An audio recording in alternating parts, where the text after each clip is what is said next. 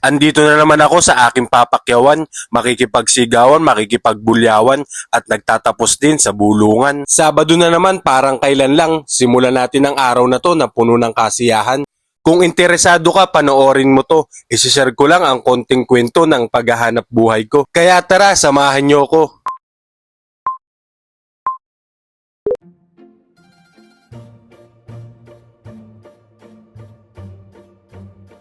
Magandang araw mga kahanap buhay, maaga pa naman ang dumating ako at kakaunti pa rin naman ang mga tao. Mag-aantay lang ako ng mga ilang minuto at mamaya may dadating na rin dito. Sa mga ilang minuto nga ng aking paghihintay, may nagbaba na dito ng hipon. Masarap nga pala yung pansigang pang sinabawan, higop sabaw, para malimutan mo yung ex mo nung ikay iniwan. Yung unang higop mo pa lang, mapapatanong ka na lang na saan ako nagkulang.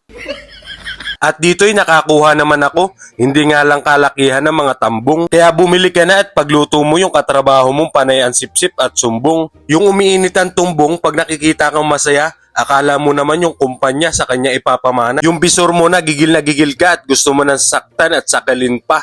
Wala ka na nagawa kundi nag-resign ka. Dito'y nakakuha naman tayo ng yellowfin tuna. Masarap nga pala yan kung iyong igaganga, lalo na't gagataan pa. Tapos mahalang-halang ay mapapasipol kan talaga. Ibang sipol yun para may dumaan na chicks na dalaga. At dito'y nakakuha naman tayo ng isdang espada. Malalaki kaya espada na, siguro kung maliliit ay kutsilyo pa. Mamahit pa ito.